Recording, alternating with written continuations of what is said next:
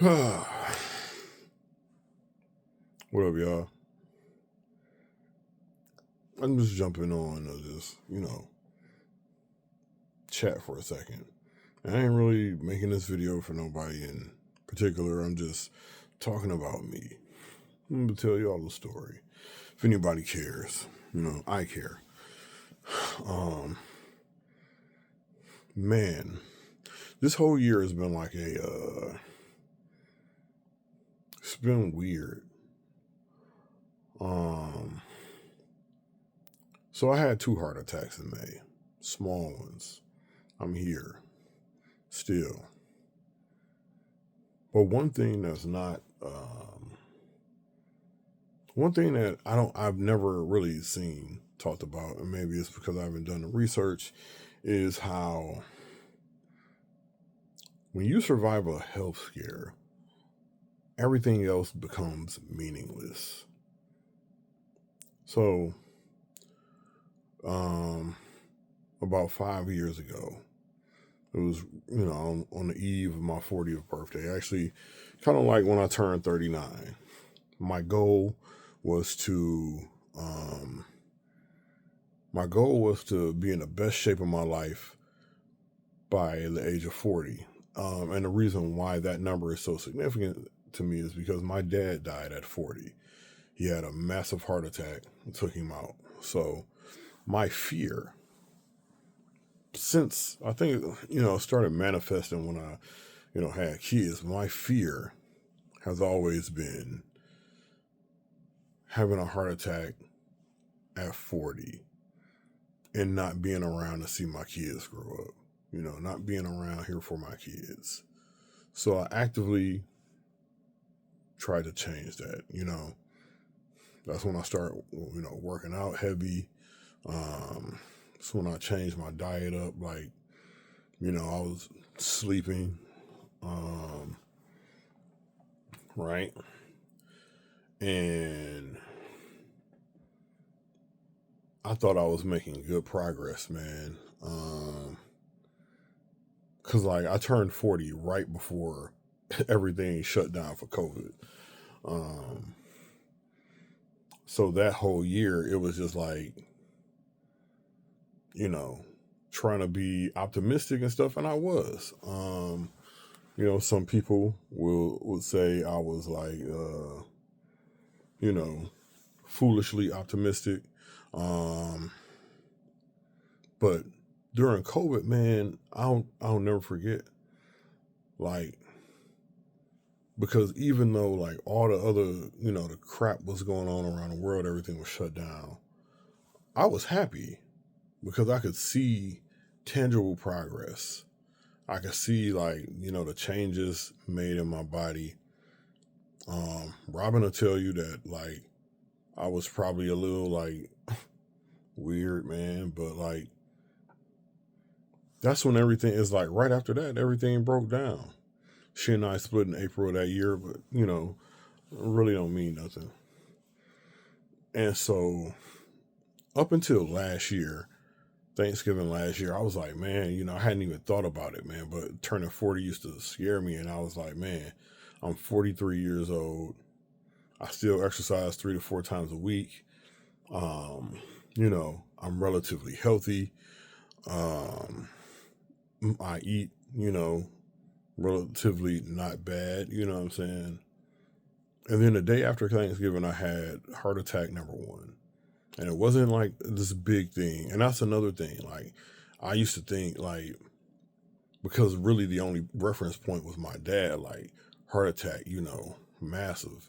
And it's like, you hear about, like, heart attacks don't always kill you, but, like, they put the emphasis on, like, oh, widowmaker, all this. So, like, I was sitting at my desk at work the day after Thanksgiving. I didn't even eat crazy on Thanksgiving, man. I had like one plate and it was mostly vegetables, you know. Um, I felt heartburn which I thought was strange. So, because I never get heartburn. So I took some Tums, didn't go away. I was trying to, because it felt like I needed to burp. That's what the feeling was like. It wasn't like some massive chest crushing pain, Oh man, it just felt like I needed to burp. And so I went to the clinic at work, and they was like, hey man, your EKG is okay, but because you got family history, why don't you go to the ER? So I'm in the ER in a room roughly like 4 hours after I got there. The ER doc came in and was like, hey, you had a heart attack. And my response to him was, you gotta be fucking shitting me. That was my response to the ER doc. And then he showed me my numbers on the paper. He was like, look, when you came in, your troponin level was here. 2 hours later, we tested them. They're all the way up here. That indicates a heart attack. And I just remember that whole weekend just being pissed. And I beat myself up. And the nurse asked me, I had a black lady, she was a nurse. Her name was CJ. She was like, why are you beating yourself up? Because I just wanted to go home because I felt fine. You know what I'm saying? I was like pissed off that I was in the hospital. And she was like, why are you beating yourself up? I was like, well, I know it was things I could have done to, you know, prevent this and yada, yada, yada. She was like, yo, black men suffer so much stress. You have to give yourself grace. And beating yourself up over this isn't giving yourself grace. So long story short, I was in the hospital for a weekend. Came home on that following Monday. And I was off work until that next Friday. I went back to work that next Friday. And I was like, you know what? I'm pushing through this. I'm over it. One time thing. You know what I'm saying? Like, it's never going to happen again. And at that point, I was making it a point to not have a heart attack. My diet was clean. I was eating fruits, vegetables, and like super lean meats. That's it. An occasional chicken tender here or there, but like my diet was mostly clean. I was working out 4 times a week. You know what I'm saying? I was hooping twice a week. And then in May, and I have been under, some stress in November, like before Thanksgiving. So, I was like, man, probably one of those things that contributed to it. But May happens, have a basketball tournament. We go out of town for Fort Wayne, Indiana, feeling fine. Saturday. And then me and Dee Dee went to dinner Saturday night, so just went to Applebee's, whatever. I had a burger. Woke up Sunday morning, felt that familiar pain of indigestion. Now, this was 6 months later, right? So one of the things they did after, I had the first heart attack, they give you nitroglycerin. You feel those chest pains. It's supposed to knock it out, But I hadn't needed it, so I didn't have it with me when I was in Indiana, which was foolish. And so Sunday morning, May 18th, felt that chest pain.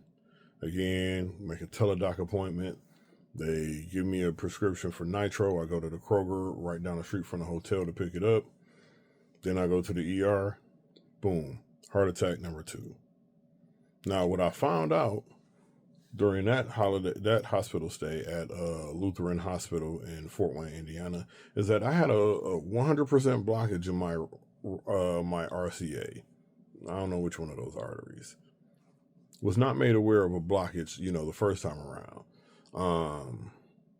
As a matter of fact, the first time around, doctor told me like the thing that caused my heart attack was because my 2 main arteries are twice the size as they should be. So if my blood pressure gets too low, it could cause an incident. So he actually lowered my blood pressure medicine, and he took me off like 2 of them, and he like lowered the doses on the rest. So I'm like, oh, okay, man, this is a good thing. Nurse is going through my chart in Indiana. She's like, yeah, you got a full blockage here. It says it right here in the paperwork. Man, that kind of shook me, right?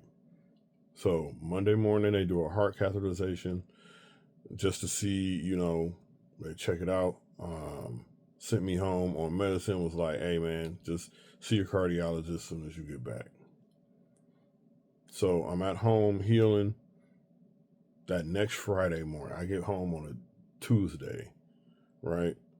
That Friday, I woke up. It was heart attack number 3. Same feeling. And man, I am so pissed off. And the bottom line is, I guess what I'm getting at is like, I've had 3 heart attacks by the age of 44. Like, my worst fear ever in life was having a heart attack. And it happened not once, but 3 times. And life has no meaning for me right now. I don't have joy in anything. I put on a brave front, like, yo, everything all right, man. You know what I'm saying? Because I got to, because that's what people expect from me. I'm all right. But, like, it's so hard to communicate, like, yo, you walk around with this fear. You know what I'm saying? Not only fear of, like, having another incident, but, like, nothing matters. Nothing matters. You know what I'm saying? That's the only way I can explain it. It's like, I feel this emptiness, and it won't go away. I started seeing a therapist, man, you know what I'm saying? Because, like, I really need to, you know, shit really needs to get out. But, like, it's changed me. I'm no longer the like, always positive, upbeat, happy-go-lucky guy. You know what I'm saying? Because I am scared all the time. Because I don't know when it's going to happen next. And, like, people can't wrap their mind around, like, having a fear like that. And it's so hard to communicate because I don't even know how to communicate it myself. You know? Like, a week and a half, 2 weeks ago, Dee Dee asked me, like, she was like, what's wrong? And I just was like, man, I just let it all out. And I haven't been right for a while, man. My mom's noticed it. Every time I see my mom, are you okay? And she says it to me, and I know my mom is not meaning any harm. But it's like, almost like, the way she asks me, am I okay, is like, it's pity. It's concern because she's my mom, but it also feels like pity.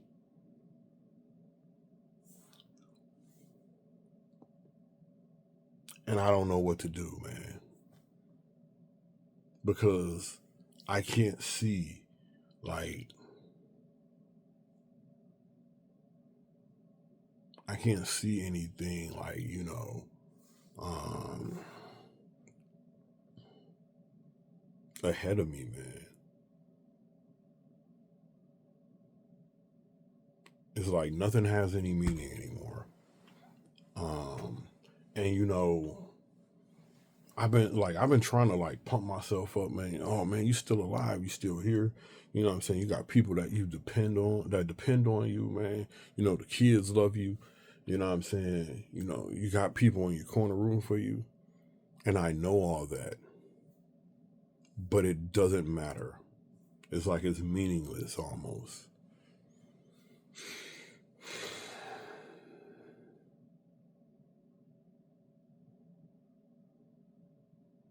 And I know some people watch this, they're gonna be like, "Oh man, you know, I already know some some people because I've like I've heard this during my recovery. Oh, this nigga trying to get sympathy. You know what I'm saying? And it's not that, man. It's just like I need to get it out. you know. I can't sleep, you know what I'm saying? It's like crazy, man. Like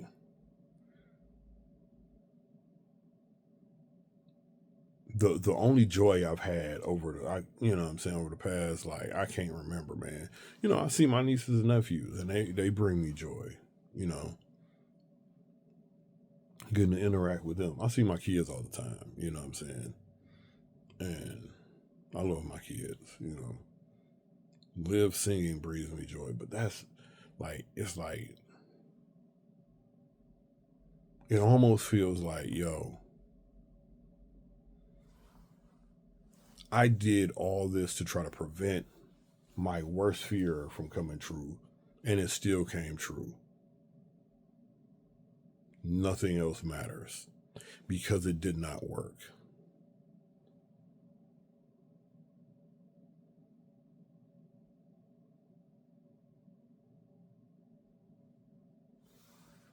But how do you tell that to somebody and they understand? Like, they're not going to understand it unless they've gone through it. So it's just like, you know, you hide it, you bury it. Um, you know, and I've been really good at hiding it. But damn, yo, it's getting harder and harder to hide every day. And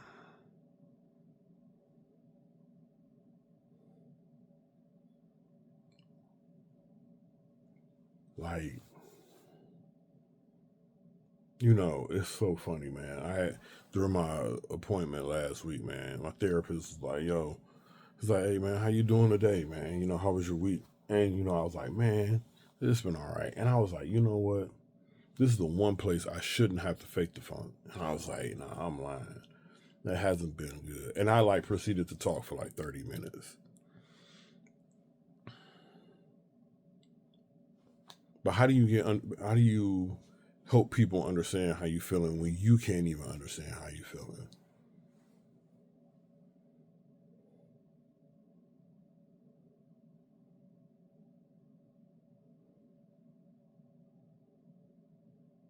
Yo, this ain't no suicide plea or anything like that. I ain't trying to not be here.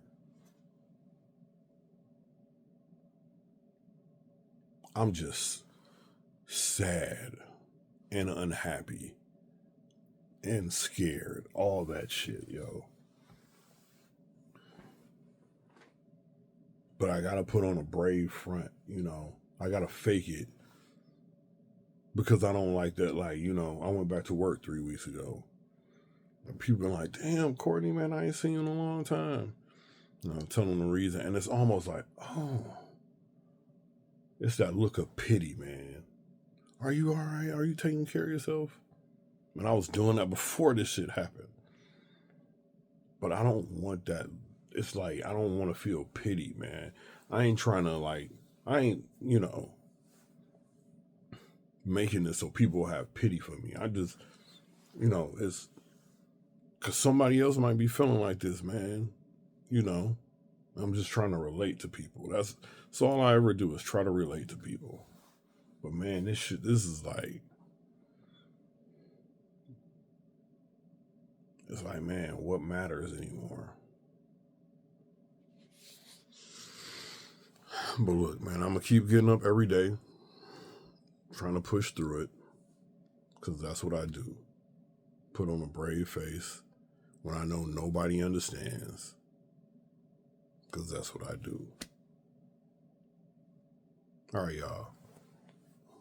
It's like 6:30 in the morning, man. And oh, another side effect to this, man, I gotta get up and pee in the middle of the night, man. I hate that shit because I can't go back to sleep. So I've been up since 5:15 on a Saturday morning because I had to pee.